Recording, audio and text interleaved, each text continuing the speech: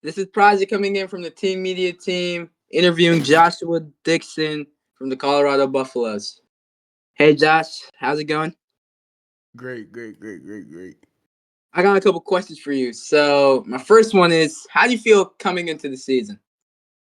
I feel good. I feel like we gotta play with a burden on our back, but I feel like we can export that and come out with a couple of wins this season.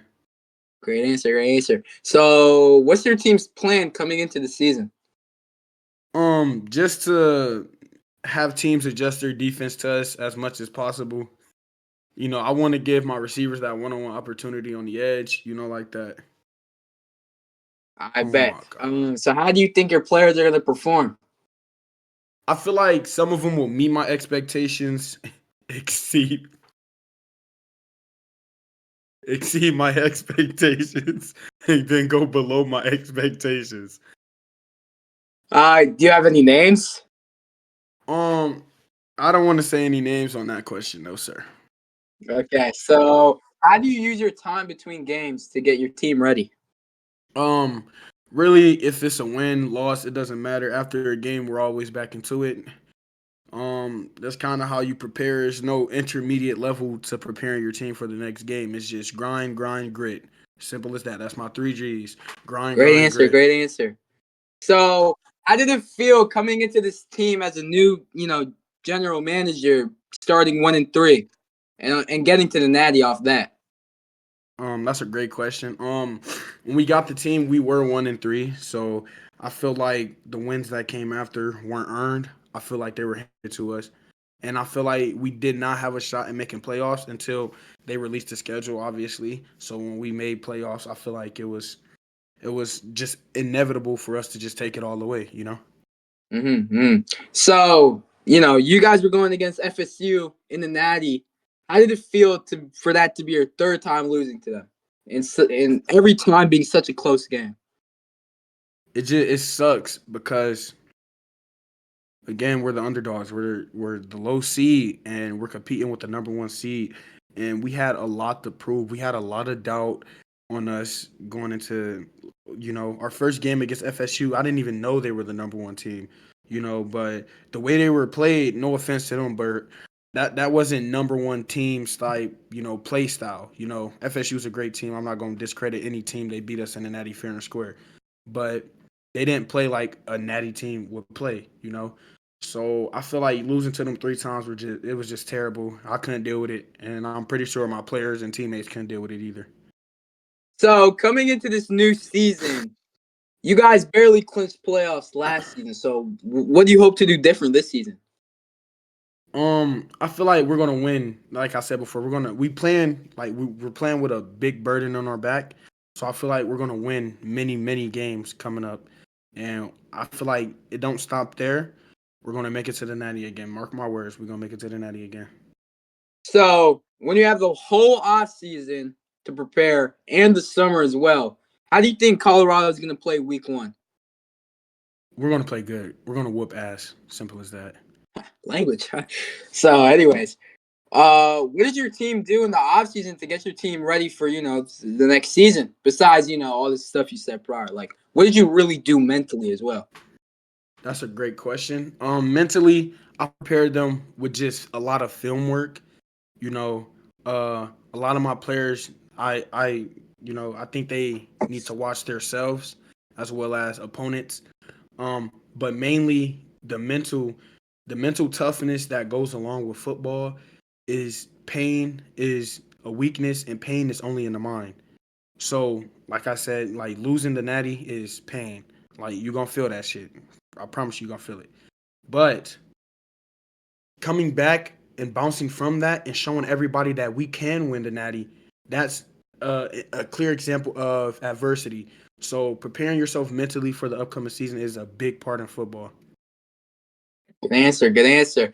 So, in the playoffs, you guys, you put BTA as the kids call it. You put the absolute BTA to the Oregon Okay. Ducks. Absolute BTA. So, how did your team prepare for that game? Different than all the other games. Yeah, like any coach should know that when it's playoffs, it's win or go home. So I wasn't taking it as lightly as I did all the other games when I was like, All right, come on, bro. We're going to bounce back next game. Because remember, it ain't the next game when you're in the playoffs. It will never be a next game. It's win or you take your ass home. So we came in there. We had confidence. Confidence is key to every football team. Without confidence, your team will play sloppy. Go into a game without confidence and see how your team plays. But, first we had one quarterback play. The backup quarterback played to start off the half. Then we had the starter come back in and play for the rest of the game, and we seen a huge difference. Really, I always knew we were going to win the Oregon game. It was just a matter of how we were going to win it. So I mentally prepared both quarterbacks for the Natty, but we only used one for the Natty. So, but Good Oregon was answer. doing Good. a lot of trolling. They were doing a lot of trolling. Mhm. We kept it humble. Yeah, yeah, that's good. That's really good stuff that you're saying right here. But with Josiah Kirk and JJ, I mean, like, how did you prepare those guys to fit into your scheme? You know, Josiah Kirk is one of the greatest kids I've ever coached. One of the best receivers I've seen watch. What? Continue. But he's one of the best receivers I've coached, and he's one of the greatest receivers I've watched. JJ, like I've said many, many times before, going to a high school game and seeing a kid bully them like he's a grown man is different. Like you would think this kid is made in the lab. He's so different. And JJ, he's missed a couple games on our schedule, but every game he has played, he's never failed to either score 2 touchdowns or get an interception. Like he's special, and I promise you, in the future, y'all are going to see more of him. He has at least, I think, 2 years of eligibility left, so he'll be good. Same with Josiah Kirk. Josiah Kirk missed a couple games, but I mean, I've never seen a kid clutch up so much when we needed him. Um, the game, the Natty went into overtime because we put faith in Josiah Kirk. So, you know, I really think those are like different type of breeds, as the kids say. Yeah, yeah, I agree. So, like, what kind of player comparisons do you got for these kids? Obviously, JJ. JJ is like man, like Travis Hunter. Like you never seen a kid put up stats on offense and then come back and put up stats on defense. That's beyond me. Josiah Kirk, I'm an old school type of guy. Josiah Kirk has a little bit of Larry Fitzgerald in him. A little bit of that Megatron type of mentality. I'm not going to compare him to Megatron because Megatron is a different breed, but he is a little bit of that Randy Moss type of player though.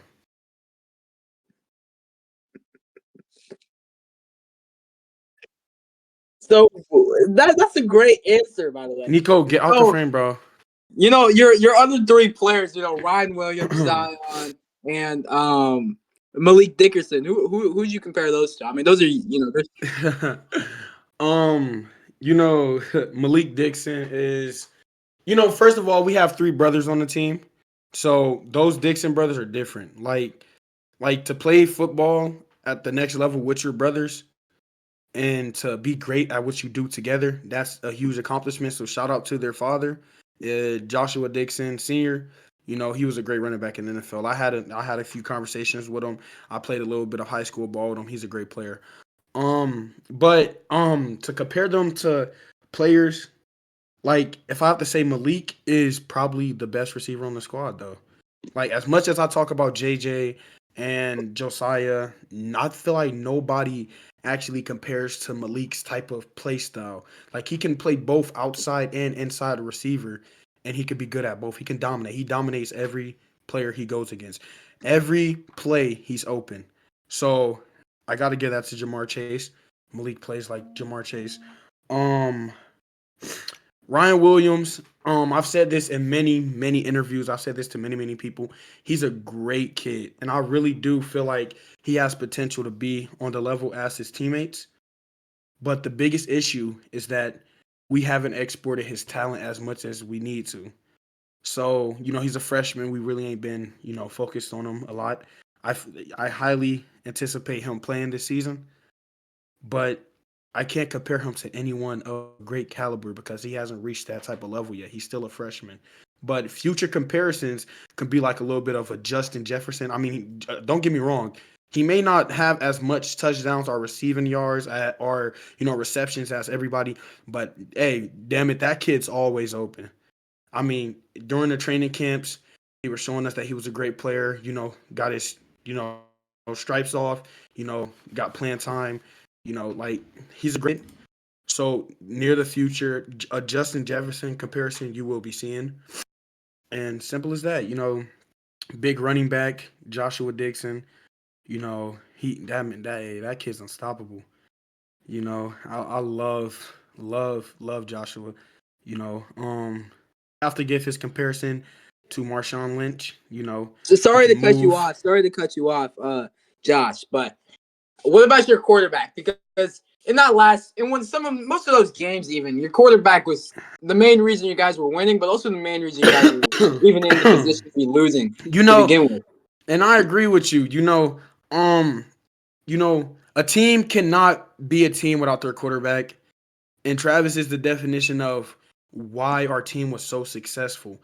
I mean, there was a lot of pressure on Travis every game because there was a lot of people telling him they were open. So, um, I'll say like as we played and as Travis got comfortable, and I mean that kid is great. I mean, he was throwing great passes with two rushers in his face. I mean, that kid, he's unstoppable. Simple as that. He's a dual threat too. Like he can use his legs, he can throw the ball. He has good accuracy. He has great IQ as a quarterback. He knows when to throw the ball away. That's what every NFL scout looks at in a quarterback. Great leadership skills, and he's always on time to practice. So when you talk about Travis, you're not talking about a college athlete or, a high school player that just came to college. You're talking about an NFL ready quarterback who can play in the pros. Yeah. Great answer. I mean, it's debatable between the fans, but I mean, I won't say my part. But so, I got a couple more questions if it doesn't bother you too much, Joshua. Yeah, But yeah, yeah. Keep going.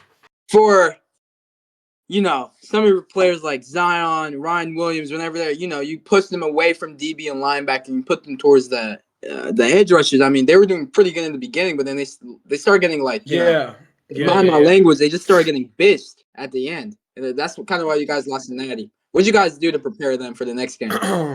Well, really, I do want to shout out those two players because we have never once practiced them rushing, and for them to come in there and I mean Ryan Williams, like I've said, he's a great kid, and for him to come in there and drop like 3-4 sacks, and that's his first time rushing, and in a big game like that, pressure was on him. I just want to say A like shout out safety to as him. well. Like that kid's That's something else. yeah. Like he really did fight through it, and we had there were times where we dropped him back in linebacker coverage. That's the part about being a defensive coordinator. You always want to mix things up, but I feel like this upcoming season you will see a lot with Ryan Williams rushing. He did good. Zion is naturally gifted. He's the only athlete that we have on the squad, so he plays multiple positions, and putting him at rusher was inevitable because there was a lot of communication. A lot of fans were screaming during the game, and Zion has a big problem with hearing, so we had to move him down to where our linebacker can communicate with him. So we just moved him down to rusher and moved Joshua up. Yeah, I mean, not to knock on that Zion kid, but it seemed that he had a really big game, like a couple touchdowns and 3 picks. But then after that, I mean, he never really produced. I mean, what was going on with that? Did you just let the ego go to his head? Like what was happening? I was talking to my wife the other day, and she was really telling me about how some of my players were like she quote unquote one hit wonders. The one game where Zion had 3 interceptions and like 2 touchdowns, and then after that he didn't really do anything of the season. Um, I like to say that game was free, and you know, and I told him this, you know, once you get where we knocking at the big dog's door, it ain't gonna be that easy. Zion's a pretty cocky kid when it comes to being like that. He always thinks that if the ball is thrown his way, then it's a guaranteed pick. But as you guys can see, they scored. Hey, their first drive when they scored, it was on Zion. They kept throwing the ball his way. I was telling him to adjust to it. And it's not to put my player down. I'll never put my players down. But it was like, man, come on, bro. Like the cockiness. I don't like the cockiness. You have to get rid of that, and you have to be a football player, not some freakish, athlete who thinks they're good. You got to actually produce as an athlete. So I was just telling him that, and I feel like he could produce, but at the moment, it was just all talk, all bark, no bite, as everyone would say. Yeah, I mean, there seemed to be, in your last couple of games, I mean, you could even say the entire season, there seemed to be like a lack of communication. Ryan Williams dropping the coverage for no reason, Travis Dickerson guarding the grass, Zion just not even listening to the calls. Even Joshua just missing basic tackles. I mean, like, what was going on? Yeah, that the communication has always been one of the biggest problems with us, and I feel like we will get more communication going, but you know, I feel like our team had such a huge ego after we just were underdogs and made it to the Natty, and like I said, we were humble after the Oregon win, but I feel like we had solo missions. um, what I mean by solo missions is that we had our own objectives and we weren't playing as a team. So I feel like that was one of the huge reasons why we also lost. That leaned towards the miscommunication and the drop passes, the missed tackles, and I mean that quarterback was moving. Joshua, he has to learn how to wrap up. We can't be arm tackling. We're in college now. This isn't high school. You may have put up stats in high school, but this is college now. We can't be arm tackling. You know, a lot of our deeps were getting burnt, letting up free touchdowns. It was a lot of miscommunication, but that comes with the cockiness that each individual player feel like they played with. So that was on me as a coach for not, that was on me. Yeah. I mean, I agree with that. Your Deeps were getting burnt pretty bad, but they did kind of make up for their mistakes by getting touchdowns too. But not to drag this any longer, my last couple questions here. So, would you mind talking about your past players in the season, but don't bring up the same points? And is there going to be any changes to the roster, like any 5 stars you're bringing, any JUCOs? Um, yeah, we have this one JUCO stud that I plan on bringing. His name is AJ. He came to a little bit of our camps, but he wasn't really, he wasn't really College type. producing as much. Yeah, so we just let him. A red shirt freshman named Dex. I've been thinking about a little bit about him coming up because we do need we have a big linebacker issue, so I feel like we should bring him up. But again, that kid he still has that high school type of mentality. I feel like some of the younger freshmen aren't ready for college, but I feel like as time go on, we'll get them together. Past players, the same Natty squad that I've been having, the same great players. Travis, Malik, Josh, Zai, Joshua. I said Joshua, Josiah. My bad. I get their name mixed up. JJ, Ryan Williams. There's a lot of them that will be returning that y'all will see a lot of. And there's a lot of new guys we'll bring in to, hopefully make it to the Natty again. Good answers. I mean, these are my last 2 questions. So really, bring out the fire. Bring out the fire here, okay? So your rivalry games, Ohio. How do you plan on absolutely crushing Ohio? Um, Ohio, we've scrimmaged them many, many times. We've done a lot of man, they've tried to plant their flag in our field. You know, I just want to say it's one thing to respect opponents, and it's another thing to spit on them. I'm big on respect, but I do not respect Ohio. So we're gonna go into this game, and we're just gonna crush them. Simple as that. I feel like that was the one game that we did lose that we shouldn't have lost, like at all. You know, but we're gonna crush them. Good answer. Any shout outs? Um, just shout out Papa Dixon, a great mentor of mine and a great friend of mine. I do want to shout out him. Shout out Coach Nick Saban. I had a conversation with him after the Natty, and he told me this quote about the man who thinks he can. I don't want to get into that quote if you guys don't want to hear it, but it's a good quote, and he told me about that, and I really took really dig deep down. That's why this season we're coming. Good answer. This is Project signing off. Bye.